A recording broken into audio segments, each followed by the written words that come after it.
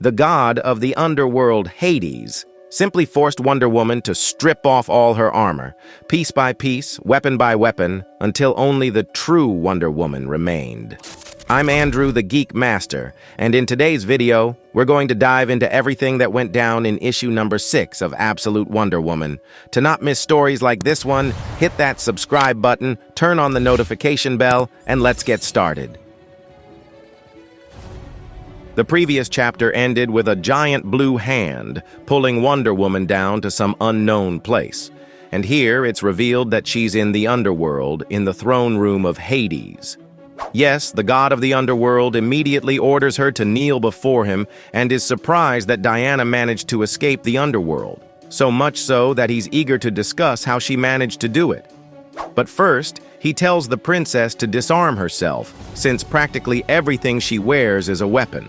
So, Diana starts removing her tiara, her bracelets, her shoulder guards, while claiming to be surprised that the god of the Underworld fears her weapons.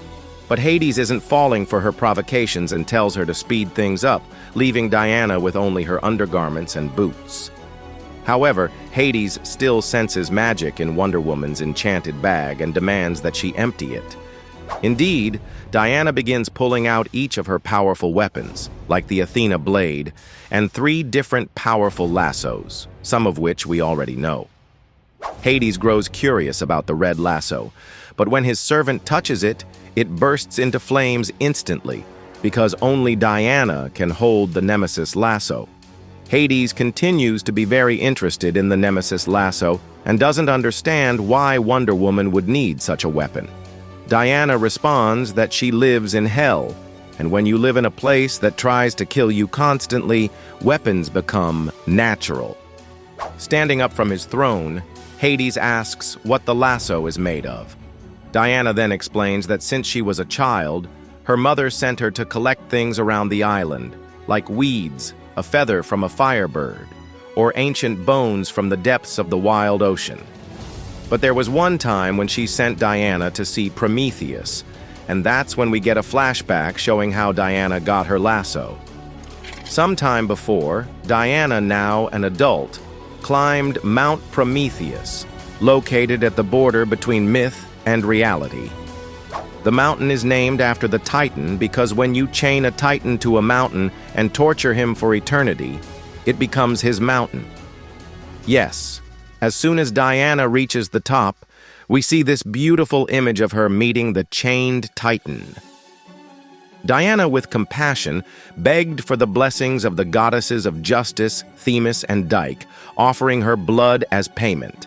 At that point, Diana's axe starts to glow, enchanted, and because of this, the Princess of Hell is able to break Prometheus's chains. Still, Diana apologizes to Prometheus because she can't free him permanently, but freeing him from those chains is already a great relief. At this moment, Diana meets a large bird, whom she calls Sister. As previously shown, Absolute Wonder Woman has a strong bond with animals, which is why she asks this bird to stop feeding off Prometheus, and even asks it to pass this message to its friends. The bird seems to ask something, but Diana tells it that even the gods are wrong sometimes, and if it helps Diana, it will have her gratitude and friendship forever. Here we find out that Prometheus is kind of an old friend of Circe, and he even recognizes that Diana is her daughter because they look so much alike. After quenching her thirst after an eternity, Diana states what she wants in return: a vial of Prometheus's blood and a piece of his flesh, so Circe can create a weapon of fire and justice.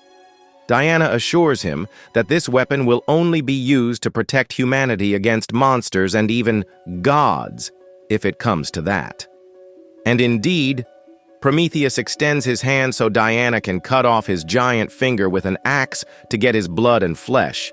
The Titan even says he'll give Diana something more, even though the princess believes she doesn't deserve such a gift. But according to Prometheus, it's precisely Diana's humility that makes her deserving. He can also see the future and wants to help Wonder Woman on the dangerous path ahead of her. And indeed, Diana manages to cut the tip of the Titan's finger, obtaining the blood and flesh she came for. But there's still Prometheus's gift, once born of Medusa's blood, eventually betrayed and killed by Zeus, and now reborn from Prometheus's blood. We see it's Pegasus. Yes, it's at this moment that Diana receives the skeletal winged horse she uses so much in the present. Diana thinks doing this is very dangerous, because Zeus won't like it one bit when he finds out, but the truth is, there's nothing Zeus can do to Prometheus that he hasn't already done before.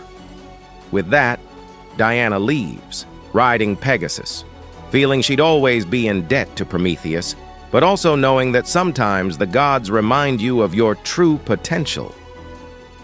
Back in the present, Hades realizes that the nemesis lasso isn't just made of Prometheus's blood and flesh, and indeed, Diana tells him it also has basilisk blood, which leaves the god of the underworld a bit surprised because that means Diana killed the last basilisk. At first, Hades thinks Diana killed it for sport, like a trophy.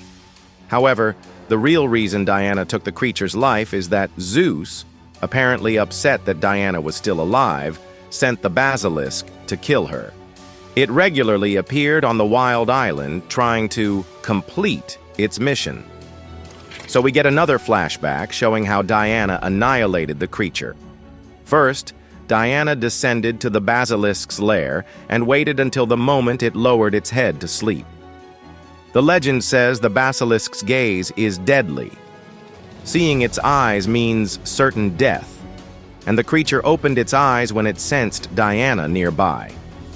However, Diana wouldn't be affected by the basilisk's gaze, because before entering the cave, she used magic to blind herself.